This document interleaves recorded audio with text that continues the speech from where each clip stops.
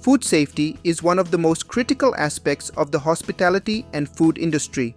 A single mistake in food preparation could cost a restaurant thousands of dollars or even its reputation. This is where HACCP comes into play. Stands for Hazard Analysis and Critical Control Points. The primary concept of HACCP revolves around a famous saying, "Prevention is better than cure." Instead of waiting for problems to arise, HACCP ensures continuous monitoring at every stage of food production, from procuring raw materials to final delivery. This proactive approach minimizes risks and ensures that food stays safe for consumption. So we can define HACCP as a systematic approach to identifying, evaluating, and controlling food safety hazards that may occur during food production, preparation, or handling. Before going ahead, let's understand what it means by hazard and its types. The term hazard refers to anything that has the potential to cause harm to human health. We broadly categorize these hazards into three categories. First is biological hazards. These are living organisms that can cause illness or spoilage in food, such as bacteria, viruses, parasites, fungi. Next is chemical hazards. Refers to harmful chemicals that can contaminate food and pose a risk to health. For example, pesticides and herbicides used to protect crops or vegetables can remain on food if not properly washed or processed. Food additives. Chemicals used in food preparation or preservation may be harmful if used improperly or in excessive amounts. Heavy metals. Elements such as lead, mercury can contaminate food from polluted water or environmental exposure. Chemicals used for cleaning and sanitizing. Allergens. Chemicals in food that can trigger allergic reactions such as nuts, gluten, or milk proteins. Third, we have physical hazards. These are foreign objects in food that can cause injury or contamination. Examples include glass fragments from broken containers or equipment can end up in food. Metal shards from machinery or cans can contaminate food. Plastic pieces from packaging, utensils, or equipment. Stones found in some raw materials like grains, beans, or fruit, etc.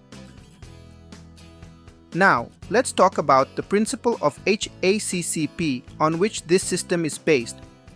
There are 7 principles which apply to all food industries, from food processing plants to restaurants. First principle is conduct a hazard analysis. This is done to identify the potential biological, chemical, or physical hazards in your food preparation process. For example, finding a bone fragment in chicken. After hazard analysis, in second principle, identify critical control points. Determine points in the complete process, from receiving to final delivery, where control is essential to prevent or eliminate the hazard.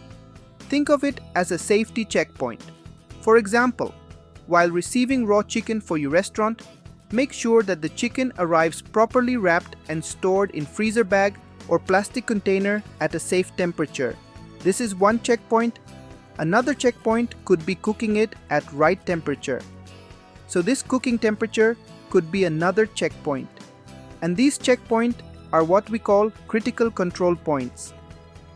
Now, after identifying these control points, now you need to set critical limit for each control point, which is our third principle. Let's continue with previous example. The critical control point we identify was receiving the chicken. Now make sure the chicken arrived at a safe temperature below 5 degrees Celsius. Now this 5 degrees Celsius is our critical limit. If it is transported and received above 5 degrees, then reject it. Also, during another critical point such as cooking the chicken, make sure the internal temperature reaches at least 75 degrees Celsius. So this is our critical control point. Now to these critical control point needs continuous monitoring, which is our next principle, that is establish monitoring procedures. For example, regularly check the temperature of the chicken using a food thermometer to confirm it reaches 75 degrees Celsius during cooking. Now, what if the temperature during check doesn't reach to 75 degrees Celsius? Here comes our fifth principle. If monitoring shows that a critical limit is not met, corrective actions must be taken to bring the process back under control and ensure food safety. If the chicken's temperature doesn't reach 75 degrees Celsius, the corrective action could be to continue cooking it until the correct temperature is reached. Next principle is to verify the HACCP system. Verification ensures that the HACCP system is followed and working effectively. This can involve checking records, conducting audits, and validating that the control measures are effective or need any changes. For example, an audit might be done to confirm that cooking times and temperatures have been consistently met and recorded correctly. In the end, everything you do needs a proper documentation, which is our last principle, that is record keeping. It helps to check if the HACCP system is being followed.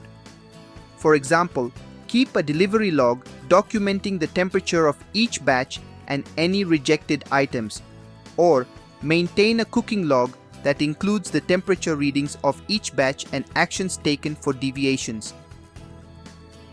Well guys, that's all for the video. For more such educational content, subscribe to Hospitality Broadcast.